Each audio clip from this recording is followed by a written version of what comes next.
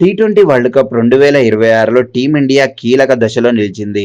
Super 8 దశలో చివరి మ్యాచ్లో వెస్టిండీస్తో తలపడే ముందు 10 ఏళ్ల క్రితం జరిగిన ఆ చేదు జ్ఞాపకం మళ్లీ అభిమానుల మదిలో తళుక్కుమంది. 2016లో మహేంద్ర సింగ్ ధోని నాయకత్వంలో భారత్ జట్టు సెమీఫైనల్లో వెస్టిండీస్ చేతిలో ఓడిపోయినా ఆ గాయం ఇప్పటికీ మరచిపోలేనిది. ఇప్పుడు సూర్యకుమార్ యాదవ్ సారథ్యంలో ఆ పాత బాధకు ప్రతీకారం తీర్చుకునే సమయం వచ్చింది. ఫిబ్రవరి 26న జరిగిన సూపర్ 8 గ్రూప్ 1 మ్యాచ్ల ఫలితాలు భారత్కి ఊరట కలిగించాయి. దక్షిణాఫ్రికా వెస్టిండీస్ను ఓడించగా భారత్ జింబాబ్వేపై 72 పరుగుల భారీ విజయం సాధించింది.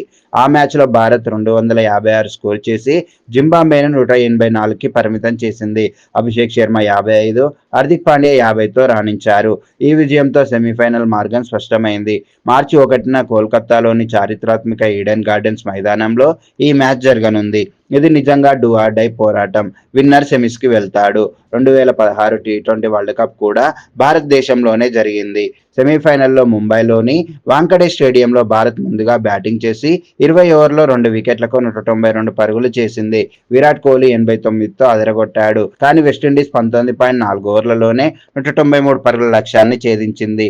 లండన్ సిమ్మన్స్ 82, ఆండ్రే రస్సెల్ వేగవంతమైన ఇన్నింగ్స్తో మ్యాచ్ను తారుమారు చేశారు. ఆ తర్వాత వెస్టిండీస్ ఫైనల్లో ఇంగ్లాండ్ను ఓడించి రెండోసారి టైటిల్ గెలిచింది. ఆ ఓటమి కోట్లాది భారత అభిమానుల గుండెల్లో ముద్ర వేసింది. ఇప్పటికీ ఆ బాధ మిగిలే ఉంది. ప్రస్తుతం టీమిండియాకు నాయకత్వం వహిస్తున్న సూర్యకుమార్ యాదవ్ ముందున్న సవాల్ ఏమిటో చూద్దాం. జింబాబ్వే మ్యాచ్లో భారత్ అద్భుత బ్యాటింగ్ చూపించింది. 256 పరుగులు చేసి బౌలర్లు కూడా బాగా రాణించారు. అదే దాటిని వెస్టిండీస్పై కొనసాగించాలనే లక్ష్యంతో సూర్య బ్రిగేడ్ సిద్ధమవుతుంది. కోల్కతా ప్రేక్షకుల మద్దతు, జట్టు ప్రస్తుత ఫామ్, స్పష్టమైన సమీకరణ ఇవన్నీ భారత్కు అనుకూలంగా ఉన్నాయి. కానీ వెస్టిండీస్ వంటి ప్రమాదకర జట్టును తక్కువ అంచనా వేయలేం. వారి బ్యాటర్లు ఏ క్షణంలోనైనా మ్యాచ్ను తిరగొట్టగలరు.